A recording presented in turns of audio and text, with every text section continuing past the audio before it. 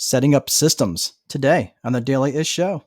5, 4, 3, 2, 1, 0, ignition, liftoff.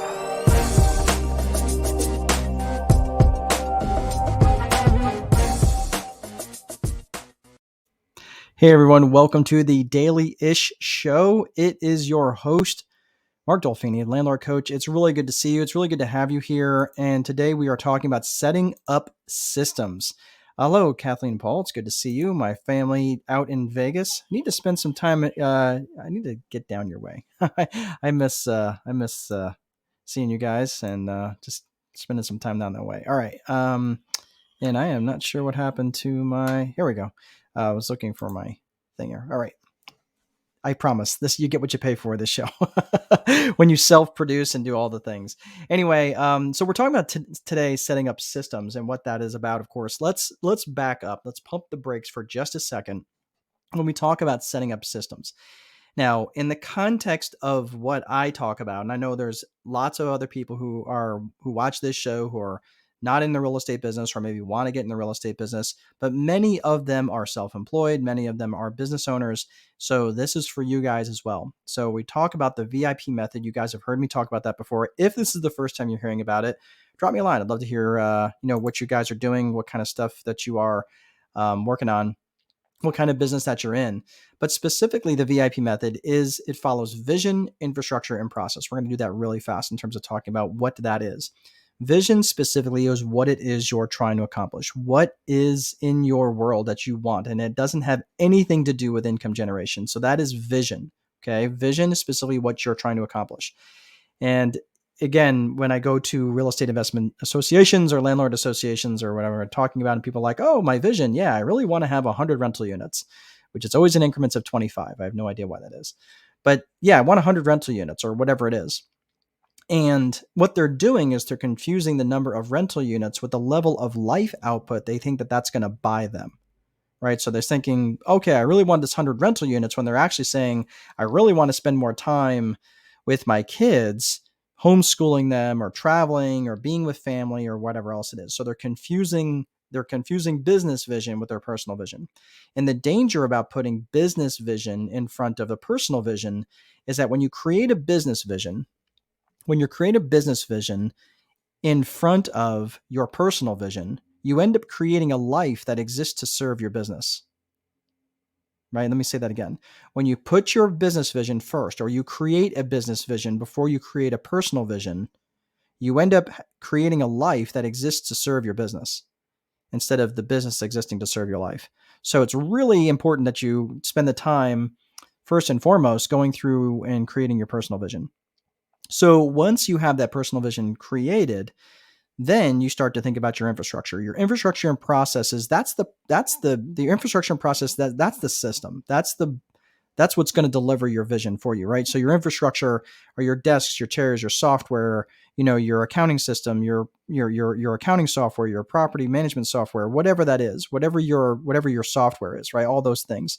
And ideally, if you are in the rental business or any business, your phone system doesn't look like this, not with my wife's picture on it, but maybe your wife's picture on it, but it doesn't look like a cell phone. Okay. You should not have a cell phone. That is the bones of your business. That should be something that is operating outside of you. Okay. So when in the context of your infrastructure and processes, this is what I want you to think about. When you're putting infrastructure and processes together, again, the infrastructure is the desks, the chairs, the software, the processes, that's the SOP, that's how you do stuff, that's all the tactics, right? But here's where you need to start thinking about beefing up infrastructure or process, when information has to flow through you in order for something to happen, right? Think about that. So in order for something to happen, in order for the fulfillment to happen, the customer needs to get serviced in some way, the widget needs to be created. You have to think about that in that context is when information has to flow through you in order for something to happen, then that's where infrastructure and process can be taken over. And you do that in a couple of ways. Specifically, again, we've talked about this before, eliminate, then automate, then delegate. Most people go straight to delegation. And the problem with that is they're terrible at it, right? Like most people, especially us, small business owners and entrepreneurs, our default setting is to go do work, right? So our default setting being in going doing work, it's like, well, it's just easier for me to do it myself than have to train someone, or they're going to do it. They're probably going to do it wrong, and I'll have to redo it anyway. So I may as well just do it myself. Sound familiar, right? that was me forever, because I just didn't want to give that up, right? So in terms of that, let me get that angle down right. So in terms of that, that's really where you have to start to think about, how you're going to put the systems together in terms of making that stuff, making that viable, I guess is what I'm trying to say. Making it so you don't have to have uh, information that has to flow through you in order for every little decision to be made, that you have to make every little decision. That can be something you could either eliminate entirely. Does the decision need to be made at all? If it does need to be made, can that decision be automated? And if that decision can't be automated because it requires some thought, or maybe it's situational, then and only then you delegate it.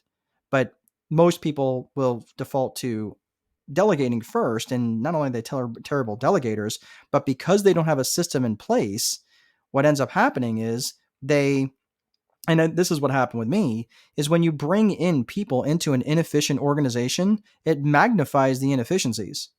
But the really cool thing is when you bring people into an efficient organization, it magnifies the efficiencies. So this is why it's really, really important to get that infrastructure and processes set up, not all the way. You don't have to, you don't really see past the hood of your car in a snowstorm, right? But somehow you still end up finding your way home. Well, it's the same way in business. Figure out what you can figure out at the time, like a crossword puzzle or a Sudoku puzzle. Figure out what you can in that moment, and then just keep moving forward, keep moving towards that common vision, that common goal. Now, there's one final thing I want to say here. We're going to wrap this up. Here's the problem that I see with a lot of entrepreneurs, and they say, "But man, I know that I need a system, but man, I just get bored. I get so bored. Like I feel like, I just, if I don't go in there and start messing around with stuff inside my business, and I know I'm not supposed to, but I can't help myself." Yep, I get it. Right? Well, here's the thing. What I would recommend, I need glasses. Yeah, I have glasses, Paul, but I don't actually use them. I'm in denial. but but the reality is that when I am, trying to make these decisions by the seat of my pants, and because I'm trying to live this exciting life vicariously through my business, I get bored, right? I start chasing too many rabbits. If you're getting bored, what do I tell you is that then you need to get intentional about your vision. Live an exciting life, but have a boring business. Wouldn't it be, pretty cool to live an exciting life and have a business that kicks off 50 grand a month? Like, why would you want that exciting? Why wouldn't you want a boring business that just kicks off a bunch of cash so you can go live an exciting life? Why would you want to fly by the seat of your pants in business? I don't know. It doesn't work for me. Maybe it works for you. All right. Well, that's all I have for today, everybody. I hope you are having a good weekend ahead. It is starting to turn springtime here in the Midwest, and I am super excited about that. So anyway, all right, everybody, please be sure to place a value on your free time, because if you don't, someone else will. But most important, there is no amount of money that will make time irrelevant. Have an awesome day. Have a great weekend. We'll see you next time.